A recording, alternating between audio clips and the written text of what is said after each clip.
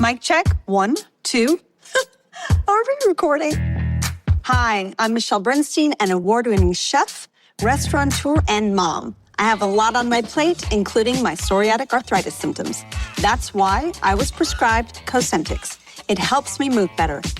Cosentyx secukinumab is prescribed for people 2 years of age and older with active psoriatic arthritis. Don't use if you're allergic to Cosentyx. Before starting, get checked for tuberculosis. An increased risk of infections and lowered ability to fight them may occur, like tuberculosis or other serious bacterial, fungal, or viral infections. Some were fatal. Tell your doctor if you have an infection or symptoms like fevers, sweats, chills, muscle aches, or cough, had a vaccine or plan to, or if inflammatory bowel disease symptoms develop or worsen. Serious allergic reactions and severe eczema-like skin reactions may occur. Learn more at 1-844-COSENTYX or Cosentyx.com. Ask your rheumatologist about Cosentyx. This is The Roger Stone Show, and now I am honored to have as our guest one of the hottest guests I guess you could have this week, Eduardo Verástegui, who is a Mexican actor, producer, and really the moving force behind this incredibly hot movie, Sound of Freedom. Now, I first met Eduardo when we both attended an underground Latin Catholic Mass in Miami several years ago, and it was then that he told me about this project. At that point, it did not yet have a name, but he was committed to making a movie based on a real-life story that exposed the scourge of child sex trafficking, not only in the United States, but around the world. And true to his word, he has made a blockbuster movie. What's incredible to me is the way that some in the so-called mainstream media, I call them jackals, have tried to not only discredit the movie, but it's much worse than that, claim that the problem, that the outrage, that the atrocity of child sex trafficking literally does not exist. I'm talking about you, Rolling Stone, Huffington Post, and the rest of their ilk. It is vile to me. Eduardo Verástegui is a man of enormous courage and integrity. You can bet that there have been threats on his life, but he doesn't care. He and Jim Caviezel, who is the main star of the movie, have used art to make a statement on public policy that is absolutely shocking the country. This movie, if you don't know, is leaving the Indiana Jones Fair, put out by others, in the dust. It is breaking box office records, which is a reward that Eduardo and Jim Caviezel deeply deserve. It is my honor now to introduce Mexican patriot, man of the world, devout Christian, my brother in Christ, and probably one of the most important activists and voices in the country today against child sex trafficking. Okay, now we are joined by Eduardo Verástegui, who is an actor, producer, entrepreneur, businessman, philanthropist, and the producer and the moving force behind this incredibly powerful movie, Sound of Freedom. Sound of Freedom has grossed over $100 million, despite the active opposition of the jackals in the fake media and the entire power structure of Hollywood. This movie is taking America by storm. That's because it is a edge-of-your-seat thriller based on an incredible true story of former government agent Tim Ballard and the lengths that he goes to save children. It's a powerful tale, and Eduardo joins us now. Thank you, hermano. Thank you, Roger. This is amazing. I'm living the American dream. At the same time, I'm living the Mexican dream. I'm from Mexico, from a very small town, northern Mexico, in the state of Tamaulipas. And I grew up always thinking about the American dream, that one day I would love to come to America, learn English and maybe do something big. And I can't believe that I'm 49 now, and I'm living this dream that started when I was 8 years old. So God bless America. This nation, Roger, has been such an amazing blessing in my life. This country opened the door to my dreams, and I'm very grateful to this country, very grateful to Mexico, where I was born. And that's why my message is very simple. We are not just neighbors, we are brothers and sisters. And when the good people of Mexico, and the good people of America, they meet, good things happen. Sound of Freedom happens. Two Mexican filmmakers, Alejandro Monteverde, the director, and me, the producer. When we meet two American heroes, Tim Ballard and Jim Caviezel, we work together. What is the result? Sound of Freedom, a movement that is designed to raise awareness so together we can eradicate once and for all child trafficking. I met Tim Ballard 8 years ago, Roger, in Los Angeles. And when you meet a true American hero, I was inspired. But at the same time, I was in shock. I'm very sad when he told me what he does.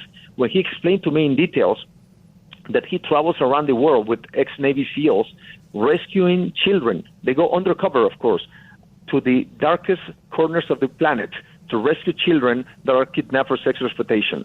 When he explained to me in details what these children are going through, these kids, I'm talking about 5, 6, 7-year-old kids and girls, little girls, they're being raped 10 to 15 times a day for many years, and after many years of being raped, when they're not fresh anymore, because that's the kind of vocabulary that these perverts are using, they go to the second business, which is the black market, organ traffic. They kill them, they open them, and they sell their organs.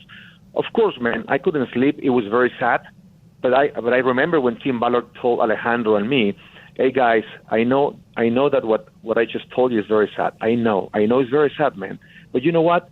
It's more sad now that you know it if you do nothing. What are you going to do? What are you going to do?" And that's when I realized that a new mission was about to give birth in my life. Well, I'm a filmmaker.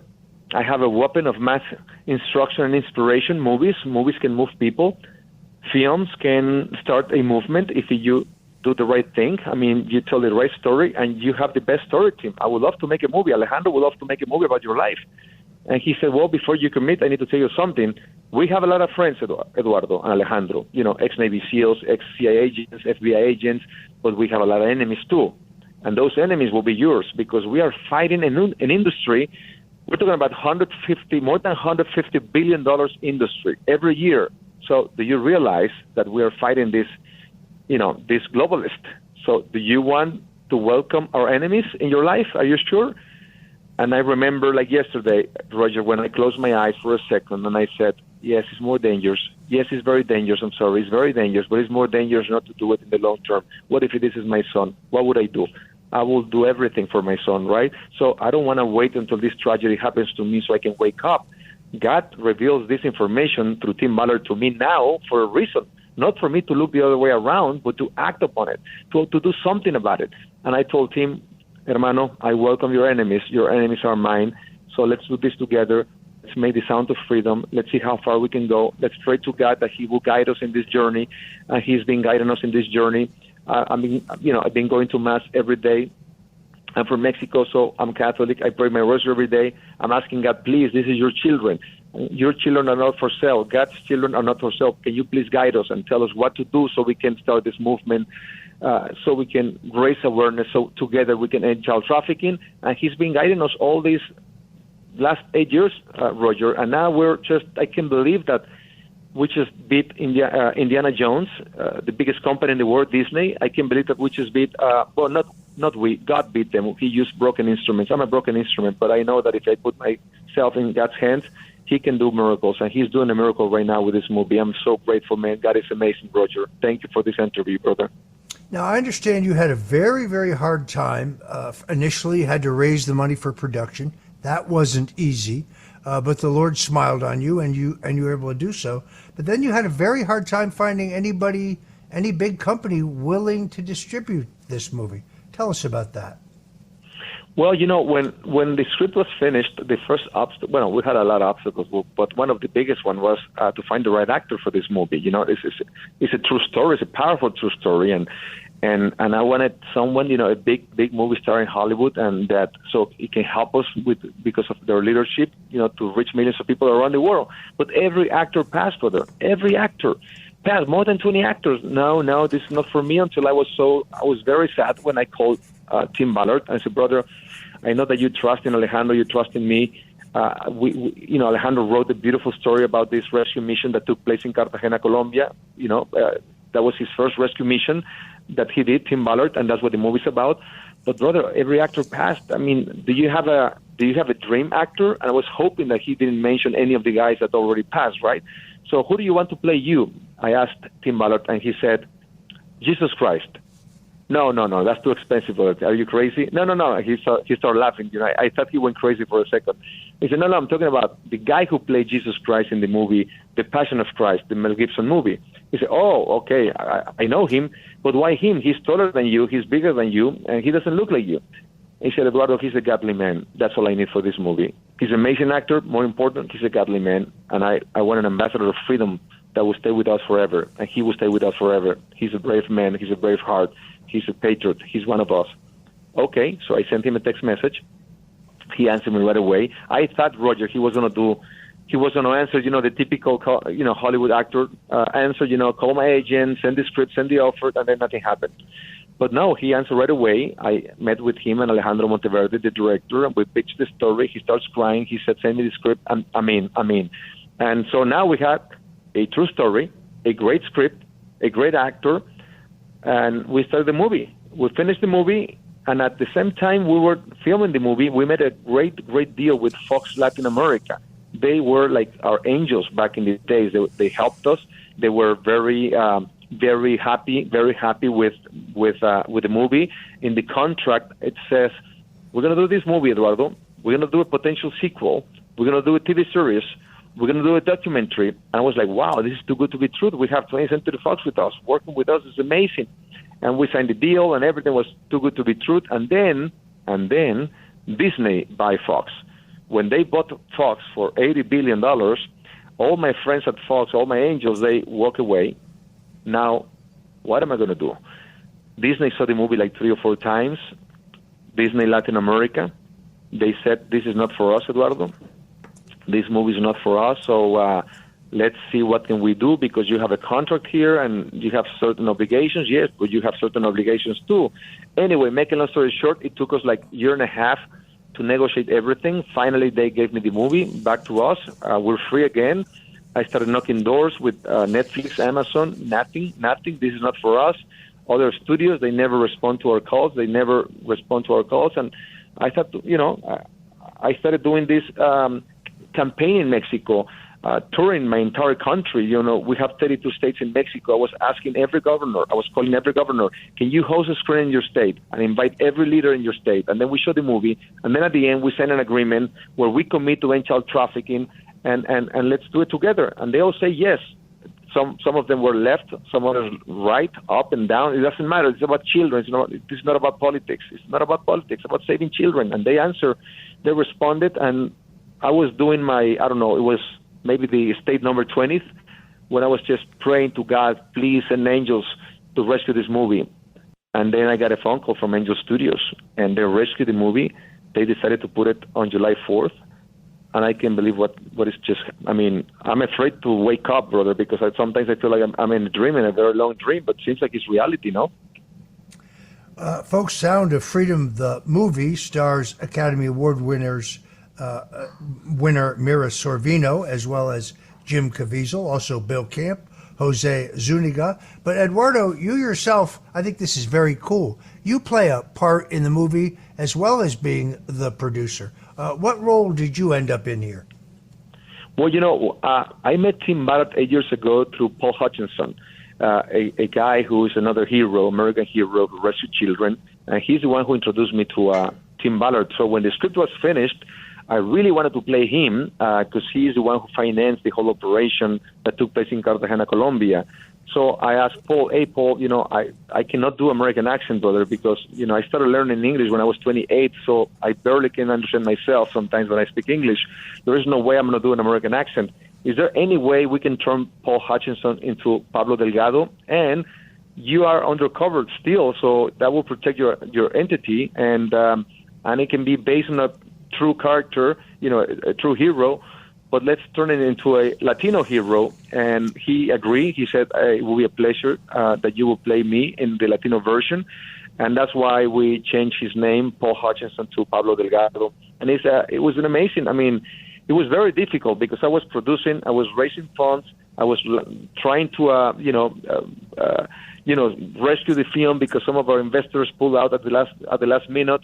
And at the same time, I had to do this role. So imagine everything in one, brother.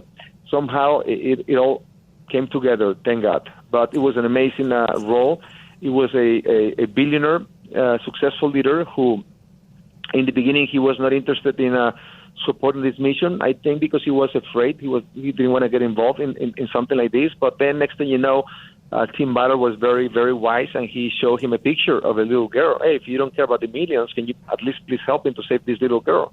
And she's in Cartagena, Colombia, and he agreed, and then they went to this adventure to save this little girl, and because of trying to save this little girl, they end up saving more than 50 children. In real life, actually, it was 3 operations at the same time, Roger. They rescued more than 120 children. But the only reason why I only told one story is because it was very difficult in 2 hours to tell the 3 operations that took place at the same time in Cartagena, Colombia, and in Haiti. It was actually four operations, 3 in one country, in Colombia, the other one in Haiti. But a miracle happened. And I don't know if you heard the story where when Jim Caviezel said yes to this movie, he called me and he said, Eduardo, I have one challenge. My wife saw Narcos Colombia on Netflix, and she's afraid of me going to Colombia to film this movie. Can we film this somewhere else? He said, no, it happened in Colombia. It has to be in Colombia. So I called Tim Ballard and I said, I have a good news and a bad news, brother. The good news, Jim Caviezel is in. He said yes. Bad news is his wife doesn't want him to go to Colombia because she saw Narcos Colombia on Netflix. And, media influence how people think. Unfortunately, these companies are doing so much damage to our countries because they don't put the camera in the good stories. They put the camera in the bad stories. And that's really sad. But anyway, what can we do? And he said, tell them that if 30 ex-Navy SEALs will be enough to protect him. So I passed the message. Green light, we're in Colombia, 30 ex-Navy SEALs protecting Jim Caviezel. But what happened a week later, half of them are not on set. So for almost, 5 weeks, half of those 30 ex-Navy SEALs were not on set. So I'm like, I'm not going to tell anybody. I don't want to scare Jim Caviezel because he's very focused on doing his character, the movie and everything. Next thing you know, brother, I'm reading a local newspaper that it says, Colombia government arrested traffickers in Cartagena, Colombia, and rescued more than 200 children who were kidnapped for sexual exploitation, and more details. So I take the newspaper, the article to Tim Ballard, and I said, look, brother, like in the movie, it's very similar. This just happened just last week. And he smiles and he said, Eduardo, that was us. What? Well, half of the guys who were not on set, they were walking in Cartagena, Colombia the first week, and these people approached them because they're like 35-year-old guys, Americans with shorts and everything. And, hey, amigos, gringos, you want senoritas, young girls? We have everything for you. They didn't know that these guys were experts in rescuing children, right?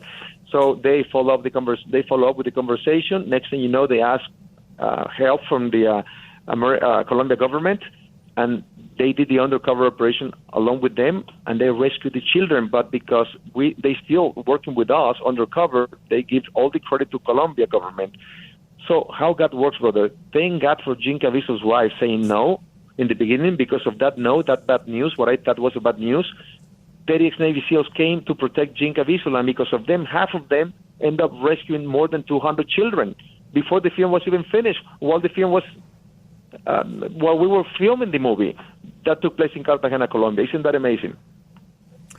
Folks, if you're just tuning in, this is the Roger Stone Show on WABC Radio, making AM radio great again. And we're interviewing Eduardo Verástegui, the Mexican actor, producer, entrepreneur, but most importantly today, the producer of the blockbuster hit Sound of Freedom. This incredible movie was shown at a private showing, screened for President Donald Trump and the members of his Bedminster Golf Club this past week. Eduardo, what was that experience like? Oh, man, it was unbelievable, hermano, unbelievable. I started working with President Trump when in the primaries, back in days when he committed that he was going to elect pro-life judges in the Supreme Court. And I'm I'm Catholic, so I'm pro-life. And when I saw the other options, when he won the primaries, and I saw Biden talking about 9 months abortion, he's going to fight for that. There's no way we're going to support this other guy. We need to support Trump because he's going to defend life. So I started doing everything in my hands to bring all the Latinos to vote pro-life, vote for Trump. And when he won, he promised one judge. He ended up giving us 3 judges. Can you imagine? He changed the whole, after 50 years of culture of death in the United States, where more than 60 million babies were killed through abortion, and this man who's an outsider, who's not a politician, he comes into place and he cleaned the house. He elect 3 pro-life judges and changed the most important Supreme Court in the world. So imagine the impact that Supreme Court decisions is not only the impact in America. It's, you guys are the big brothers. Whatever happened here in America is not only the impact is here, it's in the whole world. So what he did was amazing in many other areas. So for me to work in a movie that one day was going to be hosted by him, it was a dream come true. So many dreams are coming true, brother. Let me tell you something. I saw a documentary, and I don't know if you produced it or you were involved, called Get Me Roger Stone. And when I saw that documentary, literally, I started thinking, I want to meet this guy. He's a genius. And I can't believe I'm doing an interview with you right now. I met you a few years ago in Miami. We became friends. We went to Latin Mass together. We prayed together. Now I'm President Donald Trump hosting a screening, promoting the movie Sound of Freedom, telling me that we're going to work together because we need to end child trafficking together. If the United States is the number 1 consumer of child sex and Mexico is the number 1 provider, we need to shake hands and we're going to end this together. This is a dream come true. He's going to fight. He's going to take care of those cartels and all these people who are involved in this crime. I believe that with his leadership and our leadership in Mexico, I'm a filmmaker, I'm not a politician, but I'm doing something with this movie right now. And I think when you combine politics, art, ethics, values to serve the nations, you can achieve great things, brother. Now, you started with the Mexican pop group Cairo. You became a star through the telenovelas. You're extremely well known. My Spanish is not all that great, but bear with me. It's perfect. You're very, very well known in your country. Now you have this extraordinary achievement where you have taken a stand against child sex trafficking. We've seen this in our own country. The Oliver Stone movie JFK had a profound effect on the American people, and it caused them to demand answers about the assassination of President John F. Kennedy. Many millions of Americans, even today, doubt the conclusions of the now thoroughly debunked Warren Commission regarding that horrific event in American history. So a lot of people are asking me this. It is rumored that many people in Mexico and some people in the United States are seriously urging you to run for president of Mexico. Given the fact that Ronald Reagan was an actor, he was never a career politician, one of our most effective and popular presidents. Donald Trump didn't come from the world of politics. He came from the world of business. Again, one of our most successful and effective presidents, was before, will be again, in my opinion. Eduardo, tell my audience, are you going to run for president of Mexico? I'm thinking about it, brother. I'm praying about it. Any project that is a big project, it requires a lot of fasting and a lot of praying and discernment, and this one will be the biggest project of my life. So I'm taking this very serious, and I've been praying for a while. I'm fasting for a while. I want God to answer me. I love my country. I'm willing to die for my country and for my people to glorify God.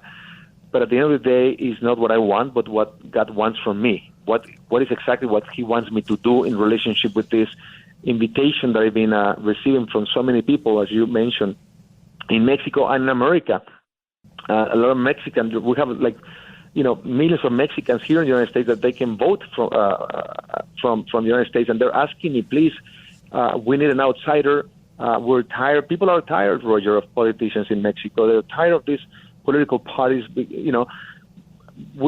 Mexico is a very rich country where a lot of poor people are living. It doesn't make any sense. There's a lot of corruption, and Mexico is not doing well. It's not doing well right now.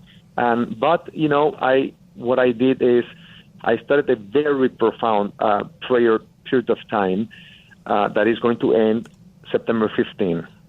So by September 15, I'm going to answer. I have to make the decision. Has to be soon. Few more weeks, and I told President Trump, because we talked about this and the other day, and I told him, you will be the first one to know. Before of course, my mother will be first, and then I told President Trump, you will be the second one. You will be the first one to know after my mother. And I think if the answer is yes, I can only imagine what we can do together, President Trump and myself, with the people, with the American people and with the Mexican people. The majority of Mexican people are Catholics. We are a Catholic country being governed by anti-Catholic government for decades, Roger.